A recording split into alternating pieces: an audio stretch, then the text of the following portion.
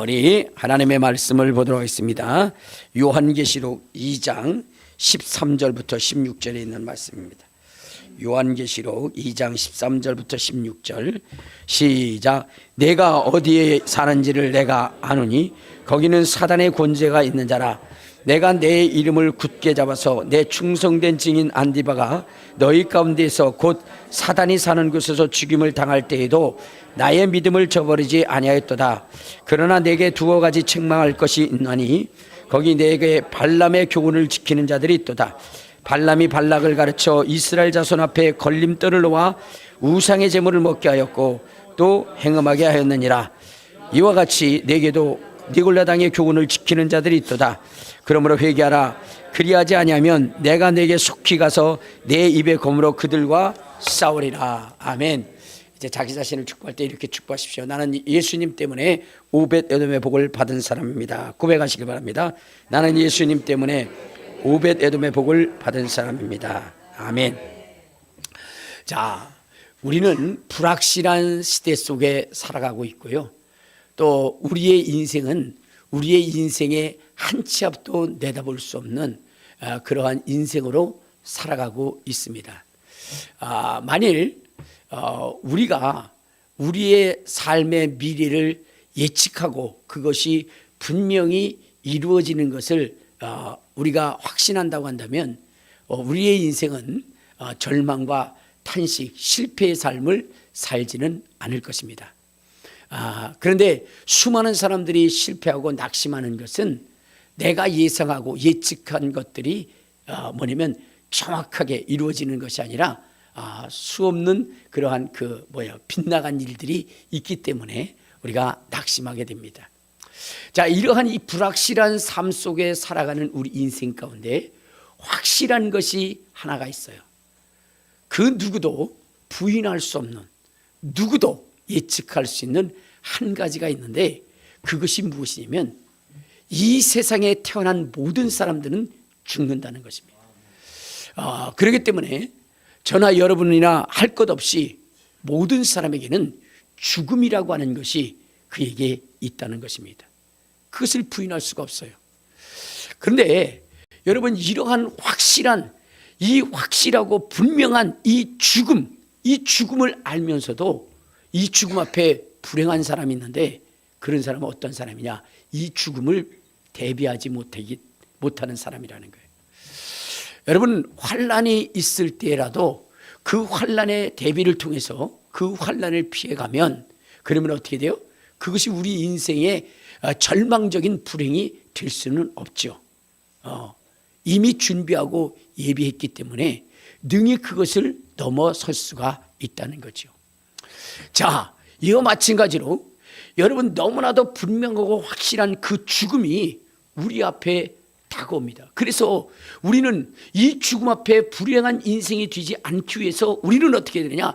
이 죽음에 대해서 준비하고 예비해야 되는데 대부분의 사람들이 이 죽음이 분명하고 확실한 것임에도 불구하고 이것에 대해서 준비하지 못하고 죽음을 맞이한다는 거예요.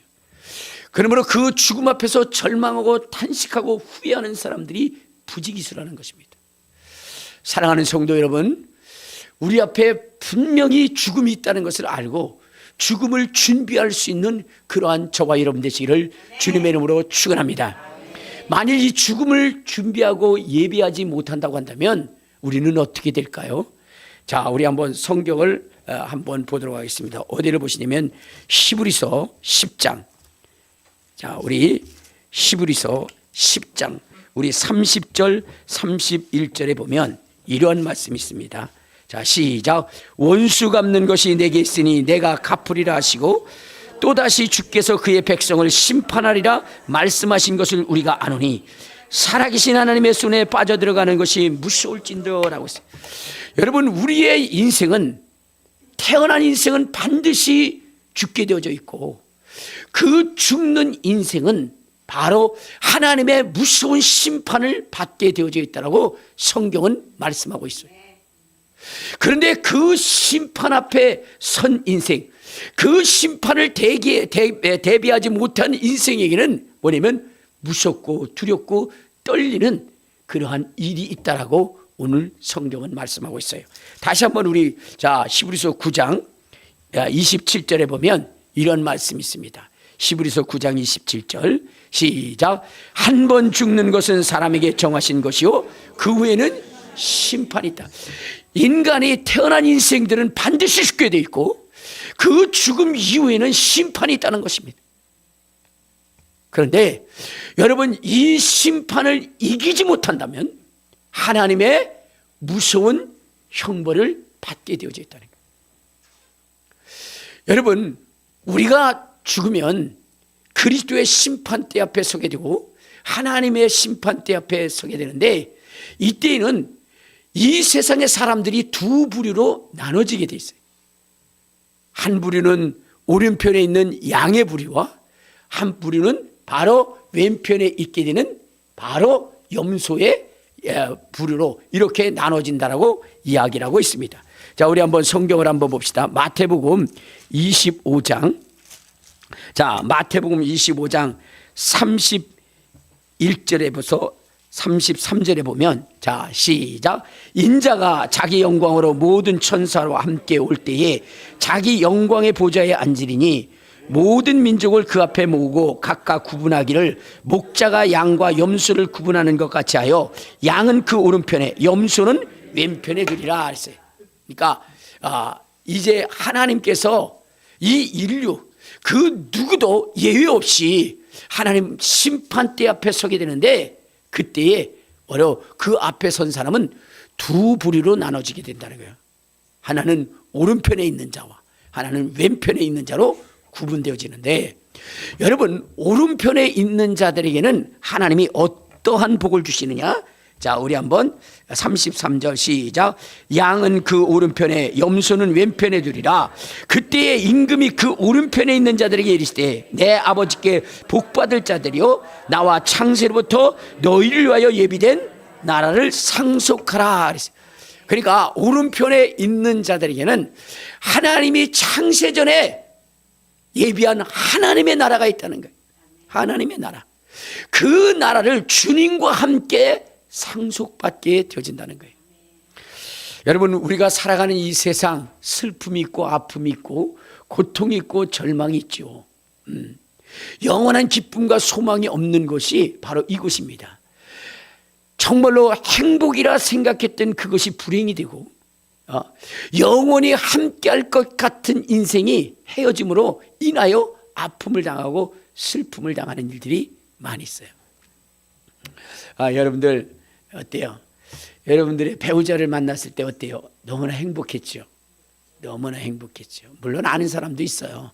원수 같은 인간도 있는데, 그런데 어쨌든 행복한 인생, 헤어지고 싶지 않고 서로의 눈에 눈물을 내게 하고 싶지 않는 그러한 그 반려자가 있습니다. 그런데 그렇게 영원히 함께하고자 하지만 여러분 어때요? 어느 순간인가 그 사람이 훌쩍 떠나서, 그래서 어떻게 돼요? 정말로 슬픔과 아픔 속에 탄식하는 사람들이 있잖아요. 그 민요에 보면 한마는 이 세상 야속한 님아 하면서 있잖아요. 한우 100년 살자는데 왜 그렇게 빨리 가는지. 정만 두고 몸만 가니 남아있는 그 삶의 슬픔이 자기에게 넘쳐난다는 거죠. 여러분, 이 세상이라는 것은 바로 그런 거예요. 한 사람은 나를 뚫어지게 보면서 목사님 저는 빨리 헤어지고 싶어요 이렇게 그런 눈으로 보시는데 다 압니다. 그러나 어쨌든 간에 여러분, 이 헤어짐의 아픔이 있고 그 다음에 뭐요? 가슴을 찌르는 고통과 슬픔이 있어요. 그러나 하나님께서 우리를 예비하신 그 영원한 나라는 어떤 나라냐? 우리 한번 성경을 한번 봅시다. 자, 어디를 보시냐면 요한계시록 21장. 자, 21장 3절부터 보면 하나님과 함께한 삶, 하나님과 함께한 나라는 어떠냐? 21장 3절 시작. 내가 들으니 보좌에서 큰 음성이 있어 나르되 보라, 하나님의 장막이 이 사람들과 함께 있으며 하나님이 그들과 함께 계시니 그들은 하나님의 백성이 되고 하나님은 친히 그들과 함께 계셔서 모든 눈물을 그의 눈에서 닦아주시며 다시는 사망이 없고 애통하는 것이나 곡하는 것이나 아픈 것이 다시 있지 아니하리니 처음 것들이 다 지나. 그러니까 하나님이 예비하신 그 나라는 이 세상에 주는 아픔과 슬픔과 불행이 있지 않다는 거예요. 거기는 행복만 있습니다. 즐거움만 있습니다. 감사만 있습니다. 영광만이 있는 거예요. 그 하늘나라를 뭐냐면 상속받게 된다는 거예요. 어떤 사람이? 오른편에 있는 사람이. 반대로 왼편에 있는 사람은 어떻게 된다라고 성경은 말씀하고 있느냐? 우리 한번 자 마태복음 25장 41절에 보면 왼편에 있는 자들에게 주님이 이렇게 말씀하십니다. 자 시작. 또 왼편에 있는 자들에게 이르시되 저주를 받은 자들아 나를 떠나 마귀와 그 사자들을 위하여 예비된 영영한 불에 들어가라. 왼편에 있게 된 존재들은 어떻게 돼요? 여러분 불꽃의 고통이 어떤 것인지 여러분들 아시잖아요. 그런데 그 영원한 불, 유황불이 홀홀 타오르는 그곳에서 세세토록 고통을 당한다는 거예요. 끊임없는 고통을 그 속에서 당한다라고 성경은 이야기하고 있습니다. 세세토록 이루어질 고통이라고 얘기했어요. 요한계시록 20장 10절에 보면 자 거기에 그렇게 얘기하고 있어요. 그 고통이 어떤 고통이냐? 자 시작.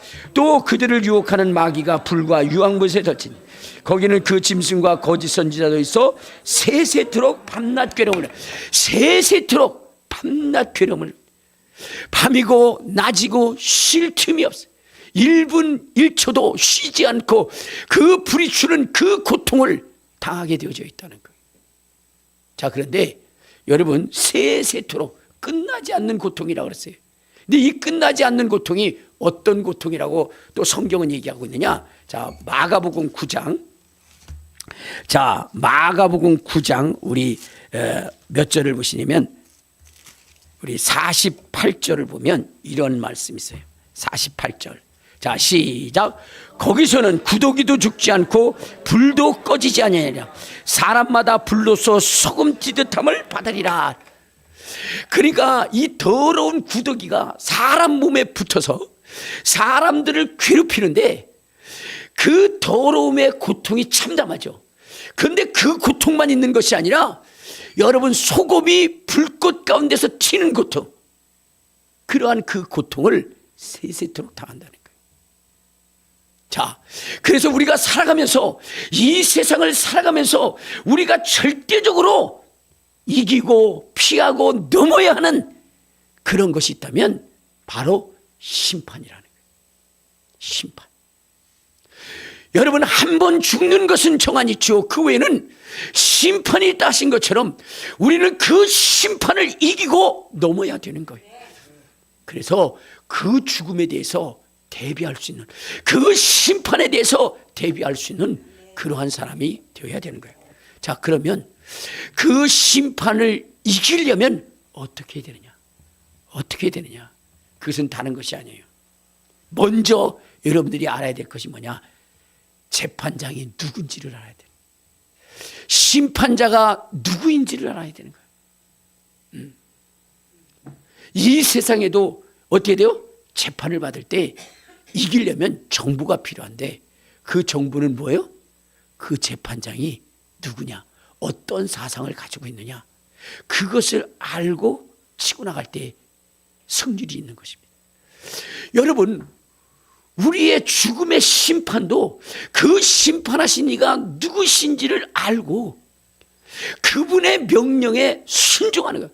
그분이 말씀하시는 심판을 피하는 길이 무엇인지를 알고 그 말씀에 순종하는 거예요.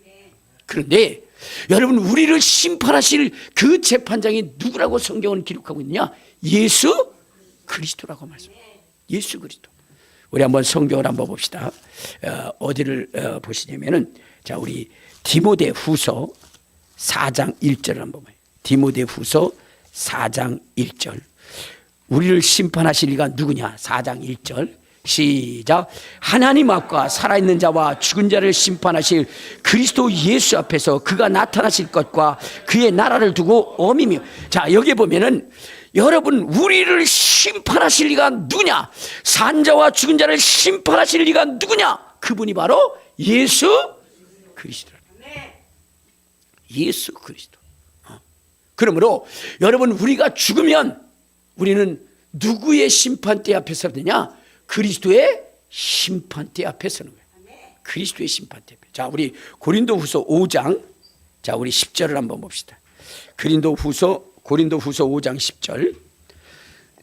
자, 시작. 이는 우리가 다 반드시 그리스도의 심판대 앞에 나타나게 되어 각각 선악간에 그 몸으로 행한 것을 따라 받으려 함이라. 여러분, 우리가 이제 심판을 받게 되는데 그 심판 때는 누구요? 누가 심판장이세요? 예수님이 심판장이라는 거예요. 그래서 여러분, 우리가 이 심판을 이기고 하나님의 나라에 넉넉히 들어가려면 어떻게 대하는지를, 예수님이 어떻게 말씀하셨는지 그걸 우리가 알아야 된다는 거예요. 근데 예수님께서 천국에 들어가고자 하는 자들에게 주님이 이렇게 말씀하셨어요. 회개하라, 천국이 가까웠느니라. 그러니까 여러분, 우리 한번 마태복음 4장 17절에 보면 이런 말씀이 있어요. 자, 마태복음 4장 17절. 거기에 예수님께서 뭐라고 얘기했느냐? 자, 시작. 이때로부터 예수께서 비로소 전파하이르되 회개하라, 천국이 가까웠느니라. 그러니까 예수님께서 천국을 소망하는 자들아, 천국에 들어가고자 하는 자들아, 너희들이 해야 될 것이 무엇이냐? 회개하라는 거예요. 회개하라. 여러분, 우리가 지옥 갈 수밖에 없는 이유가 뭘까요? 그건 죄 때문이에요. 그러므로 여러분, 우리가 하나님의 나라, 영광의 나라에 들어가려면 이 죄의 문제를 해결해야 되는데, 이 죄의 문제를 해결하는 것은 바로 예수 그리스도, 그분의 말씀을 순종하는 것입니다. 그분이 뭐라고 그랬어요? 회개하라 그랬어요. 우리의 죄를 회개하라. 회개하게 할 때 우리의 죄가 사함을 받는다라고 말씀을 하고 있습니다. 자, 어디를 보시냐면, 자, 사도행전 우리 3장, 사도행전 3장 19절에 보면 이러한 말씀이 있어요. 사도행전 3장 19절. 시작. 그러므로 너희가 회개하고 돌이켜 너희 죄 없이 함을 받아라. 이같이 하면 새롭게 날이 주 앞으로부터 이를 것이다. 그러니까 여기 뭐라 했어요? 예수님께서 말씀하신 바가 뭐요? 회개하여 죄 없이 함을 받아라. 우리의 죄가 없이 사라지고 사해지는 것은 무엇 때문이냐? 회개할 때. 회개할 때에 죄가 사해진다는 거예요.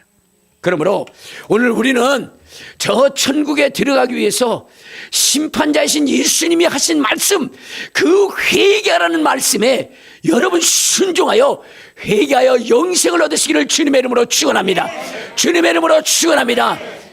여러분, 우리가 주님의 말씀을 듣는 것이 중요한데, 자, 요한복음 3장 36절에 보면 이렇게 말씀하셨어요. 자, 시작. 아들을 믿는 자에게는 영생이 있고 아들에게 순종치 아니하는 자는 영생을 보지 못하고 도리어 하나님의 진노가 그 위에 머물러. 주님이 회개하라 그러는데 나는 죄진 거 없어 라고 이렇게 뭐냐면 고집을 부린다면, 여러분, 그 고집이 뭐요? 그를 망하게 한다는 거예요. 우리 한번 어디를 보시냐면, 자, 로마서 2장 6절에 보면, 자 5절입니다. 자, 로마서 2장 5절 시작. 다만 내 고집과 회개하지 아니한 마음을 따라 진노의 날 곧 하나님의 의로우신 심판이 나타나는 날, 그날에 임할 진노를 내게 쌓는도다. 주님이 회개하라 그랬는데 자기는 회개할 것이 없다고 그렇게 고집을 피우면, 여러분, 그는 뭐요? 하나님의 심판의 날에 그 하나님의 무서운 진노를 그 위에 쌓는 그러한 존재가 된다는 거예요. 괜히 고집 부려가지고 하나님의 진노의 잔을 마시지 않는 여러분들이 되시기를 주님의 이름으로 축원합니다. 오직 주님이 회개하라 말씀하셨으면 여러분 우리의 뒤를 돌아보고 우리의 회개할 것을 회개하는 저와 여러분 되시기를 주님의 이름으로 축원합니다. 주님의 이름으로 축원합니다. 자, 그러면 여러분들 우리가 정말 회개해야 될 것이 무엇인가? 지난주에도 우리가 회개해야 할 것에 대해서 말씀을 드렸어요. 지난주에 우리가 회개할 것이 뭐라 그랬죠? 첫사랑 잃어버린 거, 그거 회개하라. 그것을 다시 찾으라 그랬어요. 여러분, 첫사랑이라는 게 뭐예요? 첫사랑이라고 하는 것은 여러분 뭐예요? 여러분들이 첫 배우자를 만났을 때 그때 그분 외에 다른 것이 보였나요? 안 보였어요. 그러니까 부모가 반대해도 내팽개치고 숟가락 하나 들고 그 사람과 살겠다라고 그렇게 나가버리잖아요. 주님을 사랑함에 있어서 주님을 사랑하면서 주님보다 앞서는 것이 없어야 된다는 거예요. 우리 한번 성경을 한번 봐요. 어디를 보시냐면 자, 마태복음 10장. 자, 마태복음 10장 우리 37절에 보면 이런 말씀이 있어요. 자, 시작. 아버지나 어머니를 나보다 더 사랑하는 자는 내게 합당하지 아니하고 아들이나 또 자기 십자가를 지고 나를 따르지 않는 자도 내게 합당하지 않다. 그러니까 예수님은 무엇이냐면 이 세상에 그 무엇보다도 주님을 사랑하는 자, 하나님을 사랑하는 자를 사랑하시고 그들을 뭐냐면 축복하시고 저 영원한 나라로 이끈다 하셨으니 여러분의 인생 가운데 하나님보다 앞서는 것이 없기를 주님의 이름으로 축원합니다. 아이고, 그걸 어떻게 살아요? 주님의 말씀이니까 순종해야 돼요. 어쩔 수 없어요. 다른 길이 있나요?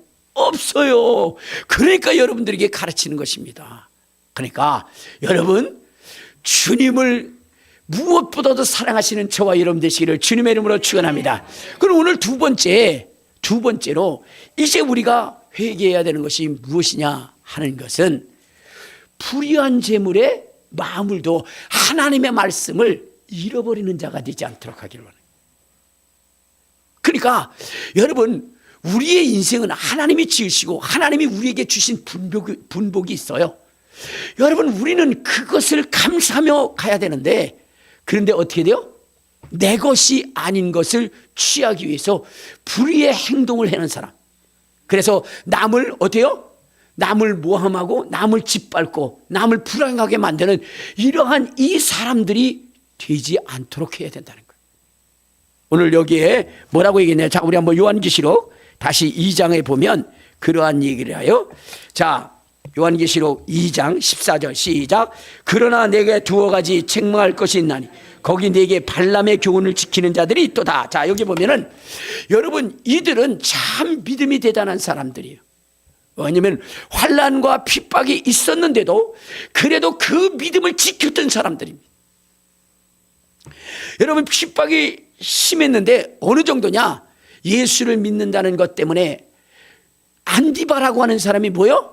순교를 당하는 그러한 삶 속에서도 이들은 믿음을 지켰던 거예요. 믿음을 지켰던 거예요. 그 주님이 그를 칭찬한 거예요. 안디바가 순교당할 그때에도 두렵지 않고 그 믿음을 지킨 너희를 칭찬하노라 라고 주님이 말씀하셨어요. 그러나 여러분 그러한 믿음이 있다고 하더라도 이 아래에 있는 이 두 가지가 있다면 어떻게 돼요? 회개해야 된다는 거예요. 그렇지 않으면 하나님이 그들과 싸워서 그들을 멸망으로 버린다는 거예요. 그 첫째가 뭐냐? 발람의 교훈이라는 거예요. 발람의 교훈. 두 번째는 니골라당의 교훈이라는 거예요. 여러분 우리 교회에 있어서 성도들이 이제 버려야 되는 것이 뭐냐? 발람의 교훈과 니골라당의 교훈입니다. 그러면 발람의 교훈이라는 것이 무엇일까요? 그것은 다른 것이 아니라 불의한 재물을 취하기 위해서 하나님의 명령을 거역하는 그것이 바로 발람의 교훈인 것입니다. 이스라엘 백성이 애굽에서 나와서 이제 가나안 땅으로 진군해갈 때에 그때에 만난 그 나라가 뭐냐? 모압이라고 하는 나라예요. 모압. 근데 이 모압이라고 하는 왕 발락이라고 하는 사람이 저 애굽에서 나온 이스라엘 백성들이 두려웠던 거예요. 그래서 그들이 오는 것을 막기 위해서 누구의 힘을 빌리냐면 신의 힘을 빌리려고 했어요. 근데 그때의 신과 교통했던 사람이 누구냐? 그 사람이 바로 발람이라고 하는 사람이에요.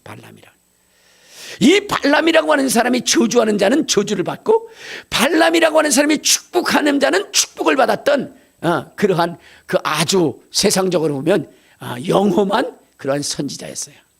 그래서 이 발락이라고 하는 사람이 사람을 보내고 많은 복치를 가지고 발람에게 가서 자, 저 이스라엘이 우리를 침공할 수 있으니 그들을 저주해서 이곳에 오지 못하도록 그렇게 해달라라고 이렇게 이야기를 했습니다.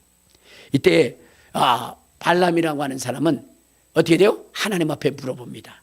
하나님, 저들이 이렇게 요구하는데 어떻게 할까요? 라고 얘기했을 때 하나님께서 발람에게 얘기합니다. 너는 그 이스라엘 백성을 저주하지 말라. 내가 축복한 백성이다. 이렇게 얘기하고 너는 발락의 백성들과 함께 가지 말라라고 이렇게 얘기를 했어요. 자, 우리 한번 신명기 22장을 민수기 22장을 한번 찾아봅시다. 민수기 22장 거기에 보면 이렇게 이야기합니다. 7절. 자, 시작. 모압 장로들과 미디안 장로들이 손에 복채를 가지고 떠나 발람에게 이르러 발락의 말을 그에게 전하였다라고 얘기했어요. 그러니까 이제 발락의 신하들이 많은 복채를 가지고 와서 발람에게 발락의 그 요구를 얘기를 하는 거예요. 그때에 하나님께 물어보니까 하나님이 12절에 뭐라 그랬냐? 12절 시작. 하나님이 발람에게 이르시되 너는 그들과 함께 가지도 말고 그 백성을 저주하지도 말라. 그들은 복을 받은 자들이니라. 이스라엘은 복을 받은 자들이니 그들을 저주할 수가 없다라고 얘기했어요. 자, 그런데 이 발람이라고 하는 사람은 어떻게 돼요? 3번이나 하나님께 물어봐요. 저 이스라엘 백성을 어떻게 할까요? 하나님이 분명 저주하지 말라고 얘기했는데도 3번을 들어서 그렇게 이야기하는 것은 발람에게 무엇 때문에 그런 거예요? 재물에 대한 욕심이 있었기 때문이에요. 재물에 대한. 발락이라고 하는 사람이 거부할 때마다 더 큰 재물과 더 큰 존귀를 그에게 주겠다고 하니까 그것을 포기할 수가 없었던 겁니다. 그때에 하나님께서는 그에게 뭐라고 그랬어요? 나귀를 통해서 그래서 그에게 경고를 하고 그리고 또 뭐 하죠? 이제 확실하고 분명하게 뭐라고 얘기하느냐? 왜 그러냐? 너는 가서 이렇게 이야기를 하라라고 얘기해요. 자, 우리 한번 어디를 보시냐면 자, 23장 18절. 자, 시작. 발람이 예언하여 이르기를 발락이여 일어나 들을지어다. 십볼의 아들이여 내가 자세히 들을지어다. 하나님은 사람이 아니시니 거짓말을 하지 아니하시고 인생이 아니시니 후회가 없으시도다. 어찌 그 말씀하신 바를 행하지 아니하시며 하신 말씀을 실행하지 아니하시랴. 내가 축복할 것을 받았으니 그가 주신 복을 내가 돌이키지 아니하리라. 야곱의 허물을 보지 아니하시며 이스라엘의 반역을 보지 아니하시는도다. 여호와 그들의 하나님이 그들과 함께 계시니 왕을 부르는 소리가 그들 중에 있도다. 하나님이 그들을 애굽에서 인도하였으니 그의 힘이 들소와 같도다.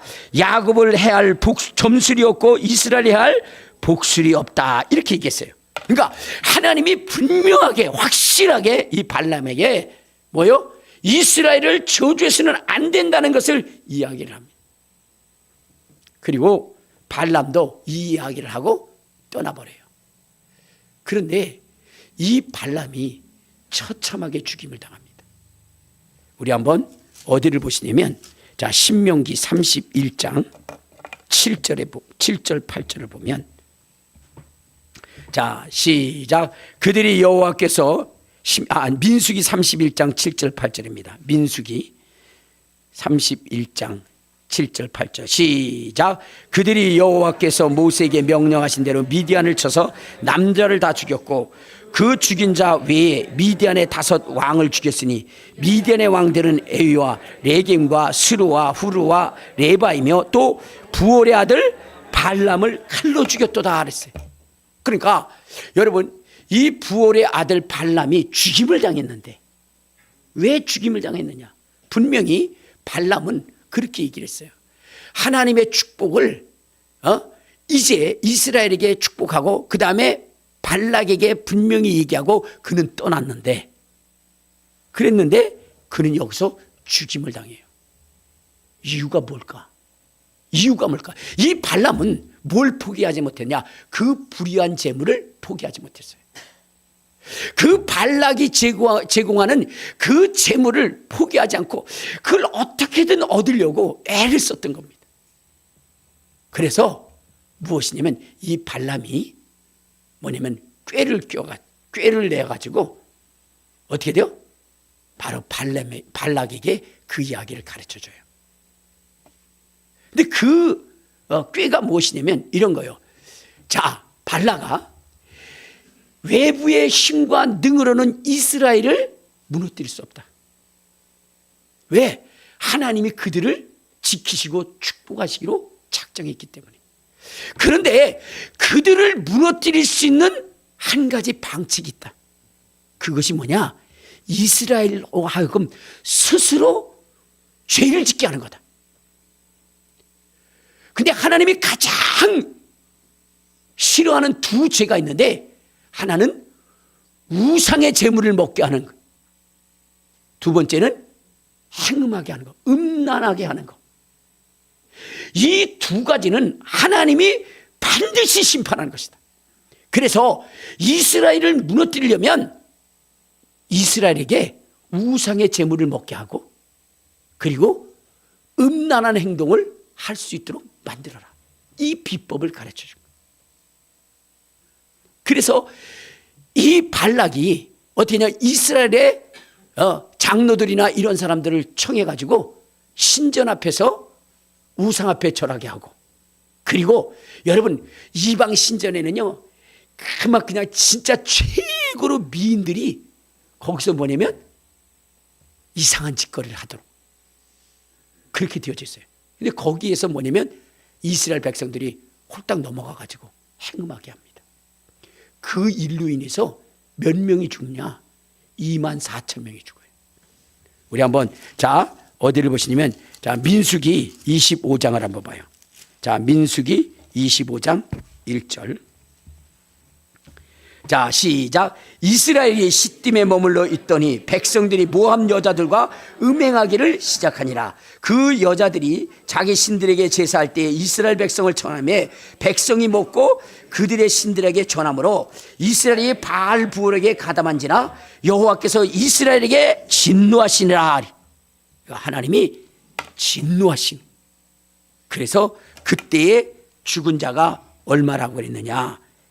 24,000명이 죽게 돼요. 24,000. 어마어마한 숫자가 한순간에 죽어버리게 돼요. 나중에 집에 가서 그 위에 쭉 읽어보세요. 우리 9절에 보면 이렇게 얘기했어요. 9절 시작. 그 연병으로 죽은 자가 24,000명이었더라. 그러니까 발람이 이것을 가르쳐 준 거예요. 이것을. 그래서 하나님은 그 발람의 교훈을 따르는 자들을 하나님은 뭐요? 용서하지. 그 주체였던 발람도 용서하지 않았어요. 자, 이 발람이 그렇게 했다는 걸 어디서 알 수 있느냐? 우리 민수기 31장으로 다시 가보면 그 얘기가 몇 절이냐? 16절이 나와요. 16절. 자, 시작. 보라, 이들이 발람의 꾀를 따라 이스라엘 자손을 부올의 사건에서 여호와 앞에 범죄하게 하여 여호와의 회전 가운데 연병이 일어나게 했다 그랬어요. 그러니까 발람이 그렇게 했다는 거예요. 그것이 오늘 이 시대 속에 주님을 믿는 자들에게 경고의 말씀으로 요한계시록에 다시금 기록하게 된 거예요. 우상의 재물을 먹지 마라, 음행하지 마라, 행음하지 마라, 이것을 이야기하고, 만일 그런 일이 있다고 한다면 철저히 하나님 앞에 회개하라. 그렇지 않으면 하나님의 입의 검으로 그들과 싸워 그들을 어떻게 하나? 지옥에 던져버리겠다. 이렇게 말씀을 하고 있는 것입니다. 그러므로 이제 우리는 철저하게 발람의 교훈을 따랐던 것들을 회개해야 되는 거예요. 참여해야 되는 거예요. 내게 죽음이 오기 전에, 내게 하나님의 멸망이 오기 전에 회개할 수 있는 기회의 때에 자기 자신을 성결하고 거룩하게 하기 위해서 철저하게 회개할 수 있는 우리 모두가 되어야 되는 거예요. 두 번째는 니골라당의 교훈이라는 거예요. 니골라당의 교훈이라는 것이 무엇이냐?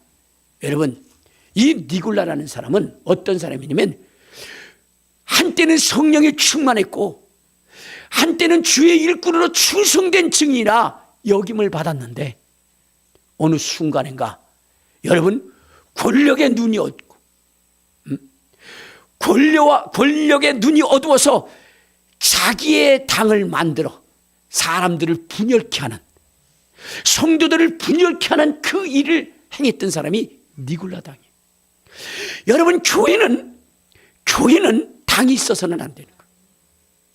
교회는 여러분 게바파, 아볼로파, 누구 바울파 이렇게 나누어져서는 안 되는 거예요.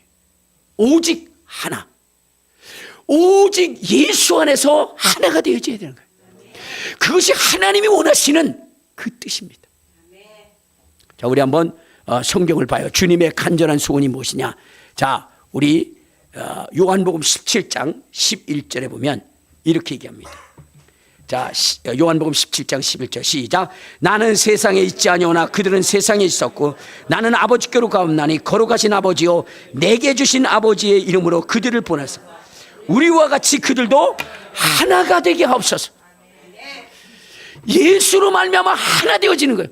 말씀으로 말미암아 하나 되어지는 거예요. 이것이 우리 주님의 소원이고 주님의 뜻이에요. 근데 오늘날 교회가 4분 우열되어지고 교회와 교회 간에 분쟁이 일어나고 또한 교회 속에서도 분쟁이 일어나고 서로의 당을 만들어서 서로 물고 뜯고 찢는 경우들이 너무나 많이 있다는 거예요. 우리 한번 자 17장 21절에도 이렇게 얘기합니다. 자, 시작. 아버지요 아버지께서 내 안에 내가 아버지 안에 있는 것 같이 그들도 다 하나가 되게 하옵소서. 하나가 되기를 우리 주님이 원하시는 거예요. 22절 시작. 내게 주신 영광을 내가 그들에게 주었사오니 이는 우리가 하나가 된 것 같이 그들도 하나가 되게 하옵소서. 계속해서 우리 주님은 하나가 되게 하옵소서, 하나가 되게 하옵소서. 이 일을 위해서 기도했다는 거예요. 성도 여러분, 교회 안에서 서로 물고 뜯지 마시길 바랍니다. 서로를 존중해주고 하나가 되시기를 힘쓰시기를 바랍니다. 그것이 우리 주님이 우리에게 요구하신 것이고 하나가 되지 못한 부분이 있다면 철저하게 회개하시기를 바랍니다. 성경이 우리에게 무엇을 명령하고 있는가? 그것은 하나 되기에 힘쓰라는 겁니다. 우리 한번 자 에베소서 4장 우리 2절에 보면 이렇게 얘기합니다. 자, 에베소서 4장 2절 뭐라고 얘기하느냐? 자, 시작. 모든 겸손과 온유로 하고 오래 참음으로 사랑 가운데 서로 용납하고 평안에 매는 줄로 성령이 하나 되게 하신 것을 힘써 지키라. 주님의 말씀으로 하나 되게 한 것을 힘써 지키는 자가 되어야 돼. 여러분, 주님께서 우리에게 주신 모든 것도 다 하나 되게 하기 위함이에요. 자, 우리 한번 보세요. 자, 4절 시작. 몸이 하나요 성령도 한 분이시니 이와 같이 너희가 부르심의 한 소망 안에서 부르심을 받았느니라. 주도 한 분이요 믿음도 하나요 세례도 하나니 하나님도 한 분이시 곧 만유의 아버지시라. 만유에 계시고 만유를 통일하시고 만유에 계시도다. 우리가 철저히 하나님 안에서 하나 되려고 해야 되는 거예요. 하나 되려고. 나눠지고 분리되어지고 분쟁을 가지고 그렇게 해서는 안 되는 거예요. 말씀으로 하나 되어져야 돼요. 그런데 오늘날 사단 마귀는 이제 뭐냐? 교회를 흩트려야 돼요. 여러분, 디아볼로스라는 거, 마귀를 디아볼로스라고 하는데 이건 뭐냐면 분리시키는 자예요. 분리시키는 자. 예수님 안에서 분리시키고 말씀 안에서 분리시키고 말씀과 멀어지게 하고 그러는 것이 바로 마귀인 것입니다. 그런데 여러분들, 마지막 시대에 여러분, 이 마귀는 어떤 존재냐? 신학교를 지금 뭐요? 점령하고 있어요.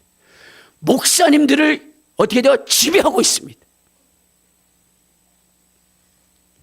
그래서 교회가 4분 오열되도록 지금 만들고 있다는 거예요. 그래서 여러분들이 이 마지막 시대에 여러분들이 분별할 등을 가지고 하나님의 말씀대로 순종할 수 있는 저와 여러분이 돼야 돼요.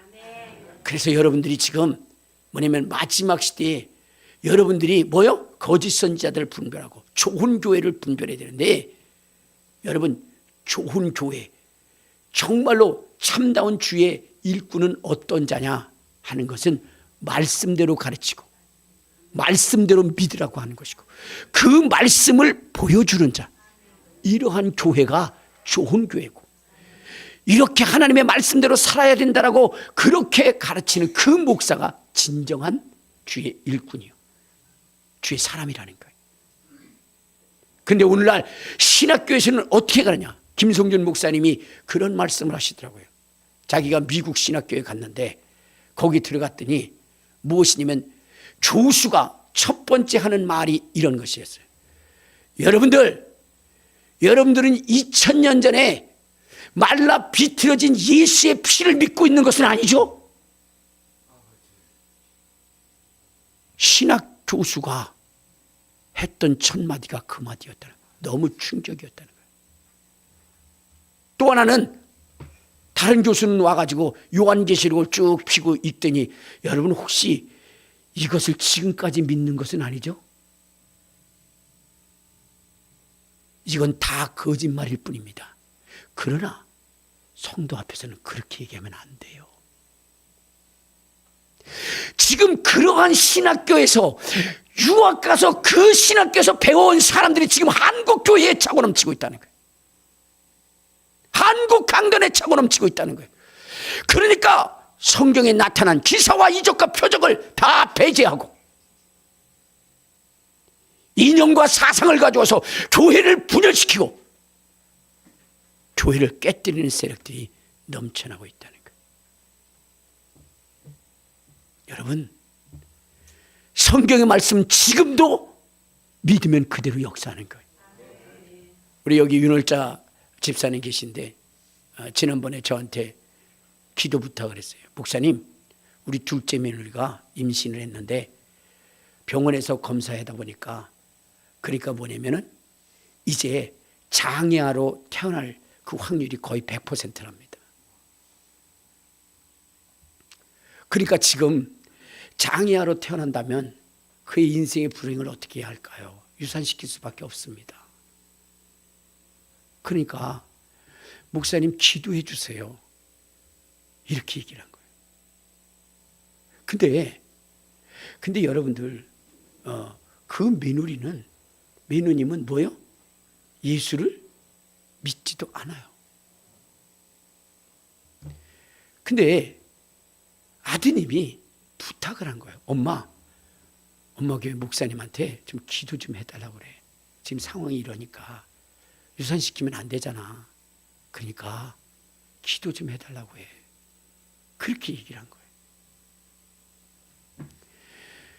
그래서 저한테 기도를 부탁을 했는데, 근데 그 장애아로 그 태어날 그 수치가 있는데, 그 수치가 50이 넘으면 그러면 어떻게 돼요? 반드시 장애아로 태어난답니다. 근데 걔는 50을 훨씬 넘은 거예요. 그러니까 거의 100에 가까울 정도가 된 거예요. 그러니까 그는 장애아로 태어나는 게 분명한 거예요. 근데 지금 당장 유산을 시킬 수는 없고 그래도 기도라도 해봐야 되지 않겠냐 해가지고 부탁을 했는데, 어제 우리 윤월자 집사님이 저한테 전화를 했어요. 목사님 요번에 검사했는데 애가 100% 정상화가 되었대요. 정상이 됐다는 거예요. 100%. 그러면서 목사님한테 가장 먼저 전화하고 싶었어요. 왜냐면 그때 얘기할 때 제가 막 축사하면서 며느리 속의 역사는 그거 나와 그러면서 막 기도해. 첫 번에 기도했을 때는 뭐냐면 많이 좋아졌대요. 두 번째 기도했는데 이제는 완전히 좋아졌다. 근데 그 첫째 며느리가 누구냐? 뭐냐면 간호사예요. 간호사. 둘째 며느리가 죄송합니다. 뭐 헷갈릴 수도 있지 뭘. 근데 뭐냐? 기도한다고 그게 되냐? 라고 얘기해요. 근데 아드님이 쿡 찌르는 거예요. 그런 소리 하지 말라고. 왜냐하면 그 아드님이 어떻게 돼요? 맹장으로 터져가지고 그래가지고 어떻게 됐어요? 큰 병원 갔는데 파업이라고 안 된다고, 수술 안 된다고. 작은 병원에 갔잖아요. 갔는데 염증 수치가 너무 높아서 안 된다고 그랬잖아요. 그래서 이러지도 저러지도 못하니까 목사님한테 기도 받을까? 그랬더니 그 목사님한테 한번 기도 좀 받게 해달라고. 그래서 기도했는데 그 다음날로 어때요? 깨끗해졌어요. 맹장이 터졌는데 여러분 기도받고 병원에서 수술도 않고 퇴원했어요. 그러니까 그런 기적을 체험했거든요. 그러니까 이번에도 엄마 한번 기도해봐. 목사님한테 부탁해봐. 그래서 한 건데 났어요. 여러분 윤월자 집사님이 어떤 분이야? 파킨슨 병이 있었대요. 파킨슨 병 약을 먹었던 분이에요. 근데 교회에서 치료받았어요. 여러분 뇌혈관 질환으로 인해서 작년인가 재작년에 찍었는데 뇌혈관에 CT를 찍었는데 문제가 있어가지고 그래가지고 가끔가다 뭐냐면 중간중간 끊어져요. 필름이. 그런데 계속 와서 기도받더니 요번에 매립지 그쪽에서 하는 거기에 CT를 딱 인하대병원이라나요? 온누리병 거기서 딱 찍었는데 깨끗해졌다. 뇌혈관 질환이 언제 있었느냐고 할 정도로 그것이 깨끗이 치료가 됐다. 여러분 지금도 하나님은 살아계신 겁니다. 지금도 그렇게 믿으면 역사가 일어나는 거예요. 근데 이 성경을 부인하고 부정하게 그렇게 가르치는 그러한 목사들이 강단에 많이 있다는 거예요. 그렇기 때문에 성도들도 거기에 딸려가고 거기에 말려가고 그래서 성경이 말하는 것을 우습게 생각하는 사람들이 너무나 많아요. 저는 이러한 역사를 우리 성도들 무수히 체험했잖아요. 혈관이 끊어진 것도 이어지고 20년 비염이 뜬 것도 치료되어지고 허리가 이 근육이 없었는데 근육도 생겨나고 하나님의 살아계심이 지금도 분명하게 역사. 지난번에는 우리 심혜경 권사님 불 받아가지고 떼굴떼굴 굴리면서 뜨거워 난리. 그러한 역사들이 교회에서 지금도 일어나고 있는 거예요. 믿으면 지금도 일어나고 있는 거예요. 저는 그래서 성경의 말씀을 절대적으로 신뢰하는 거예요. 특히나 예수님의 말씀을 절대적으로 신뢰하는 거예요. 회개하라. 천국 가려면 회개하라. 그래서 철저히 회개하려는 것이고 그리고 성령이 교회들에게 하는 말씀을 들을지어다 라고 얘기했기 때문에 발람의 교훈을 따르지 말고 니골라당의 교훈을 따르지 말고 그런 일이 있다면 철저히 회개하라고 말씀하신 이 말씀을 여러분들에게 선포하는 거예요. 전하는 거예요. 가르치는 거예요. 이 말씀을 듣고 여러분 우리에게 있을 분명한 이 죽음을 대비하고 심판을 넘을 수 있는 저와 여러분 되시기를 주님의 이름으로 축원합니다. 우리 주여 한번 부르고 통성으로 기도하시겠습니다. 주여